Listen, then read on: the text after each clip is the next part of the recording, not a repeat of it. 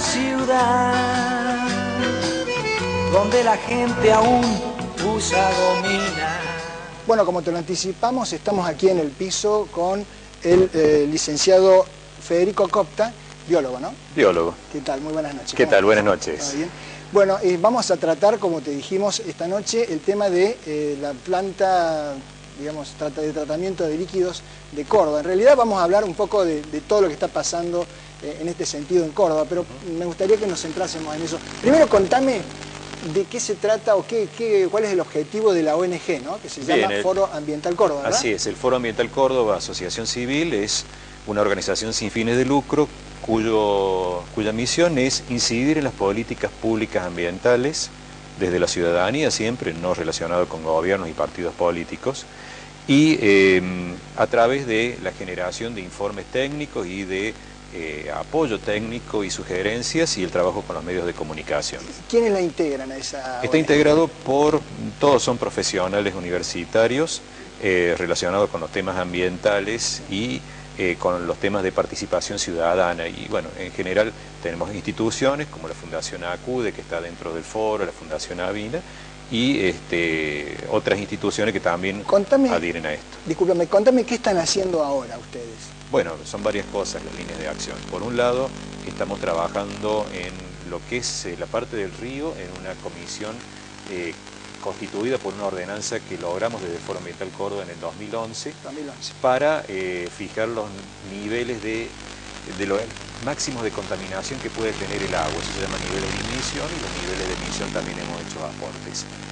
Por otro lado, estamos trabajando en una iniciativa motorizada por la Universidad Católica de Córdoba, que se llama Agenda del Gobernador, en donde 50 organizaciones planteamos un diagnóstico de la situación general de la provincia para que los candidatos a gobernador digan cuáles van a ser sus propuestas concretas. Contame, porque eso es muy interesante, porque ahí vemos, ¿no es cierto?, la respuesta que tienen las organizaciones de esta naturaleza, que son netamente ciudadanas, con relación a quienes van a tener, digamos, responsabilidades políticas. Sí, así es. Contanos cómo te fue con eso.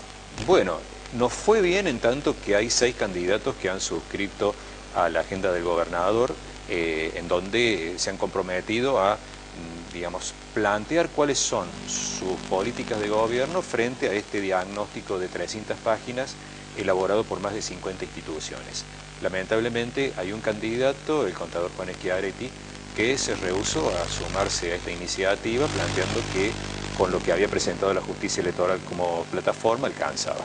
De todas maneras, ¿pudieron saber de qué se trata eso más o menos? No, lamentablemente no, porque todavía no hemos conseguido desde la justicia electoral cuál era la plataforma de Schiaretti. Y contanos digamos, ese compromiso, ¿en qué consiste el compromiso de los candidatos? El compromiso de los candidatos es, por un lado, el de tomar este diagnóstico hecho, digamos, en una forma muy participativa. Estamos hablando de más de 50 organizaciones planteando un diagnóstico no solamente ambiental, sino salud, educación, desarrollo económico, etc.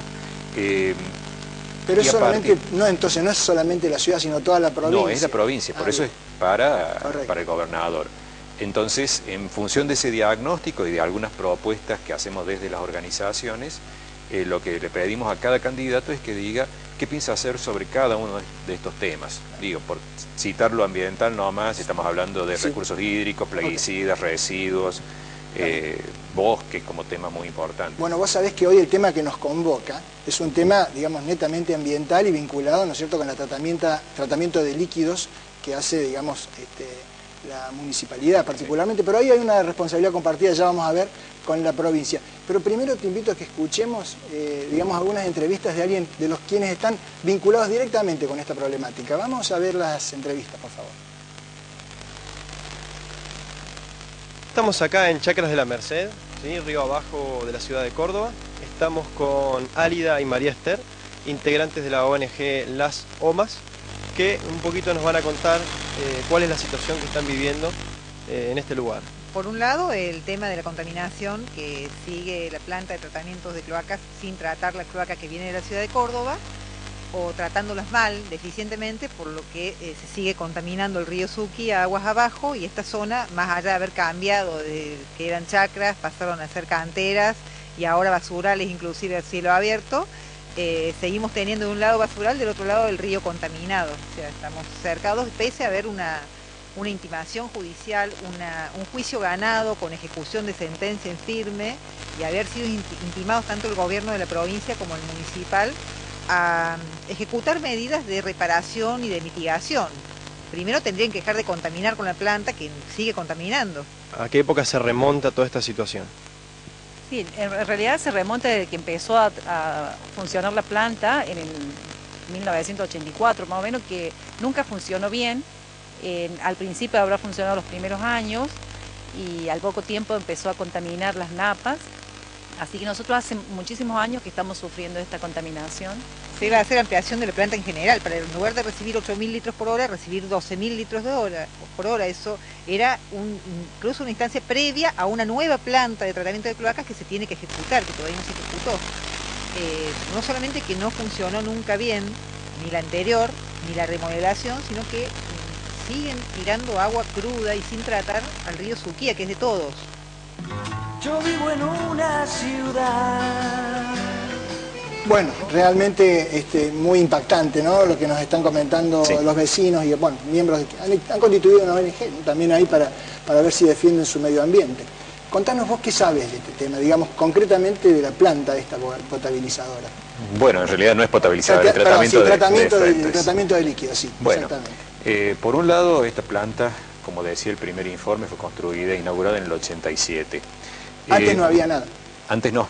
Antes, digamos, común a muchas otras localidades, iba al río, lo que fuera por red cloacal.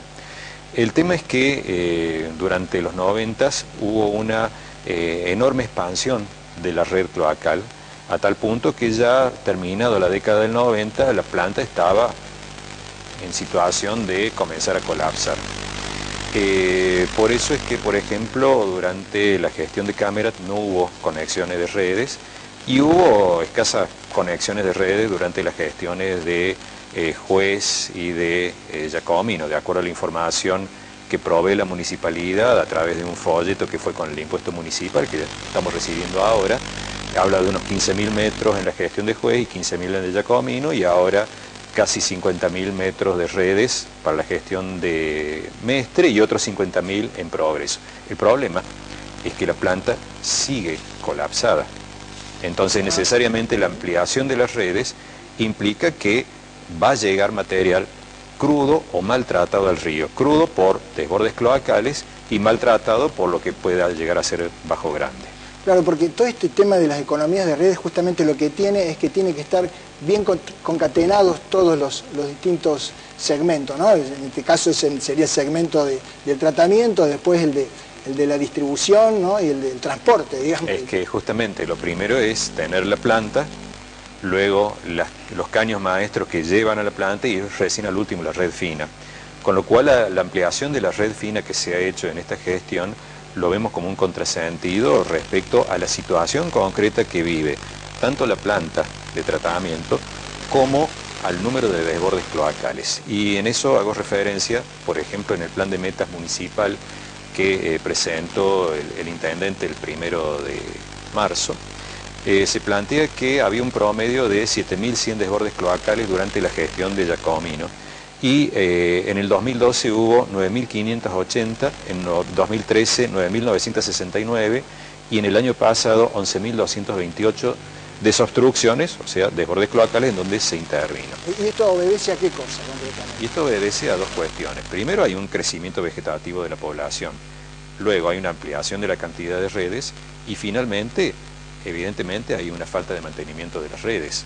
A ver, por ejemplo, cito dentro del mismo plan de metas municipal, que es información oficial, dice que para el año 2012 se realizó un importante número de desobstrucciones y entonces se prevé disminuir el mismo en el 2013, en razón de la limpieza de cañerías que se empezó a ejecutar ese año. Y en realidad en los números claramente los desbordes siguieron aumentando, con lo cual nos está dando la razón de la falta de mantenimiento de la red también. Entonces, acá tenemos un problema, que primero, antes de ser un problema ambiental, es un problema sanitario de primer orden. Y hablo de sanitario porque los líquidos cloacales conducen... Foco de infecciones, de enfermedades. Estamos hablando de hepatitis A, hepatitis E. ¿Conocés de casos de esos?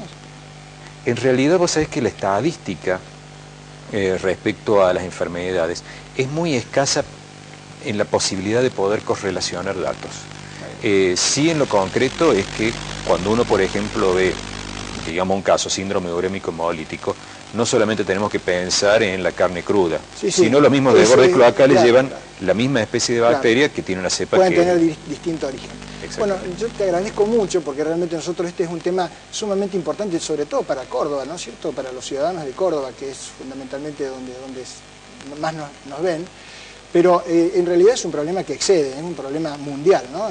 La contaminación de los ríos, el tratamiento deficiente de las aguas. Bueno, yo te agradezco mucho tu participación, te vamos a invitar en otro programa para continuar hablando sobre estos temas de medio ambiente y otras cuestiones ciudadanas, porque sabemos que es una ONG muy activa. Así que te agradecemos mucho tu participación y bueno, te esperamos próximamente. Nosotros vamos a ir un corte y en el próximo bloque vamos a estar con el funcionario municipal competente en área, donde le vamos a hacer unas preguntitas al respecto también. Vamos a un corte entonces. Yo vivo en una ciudad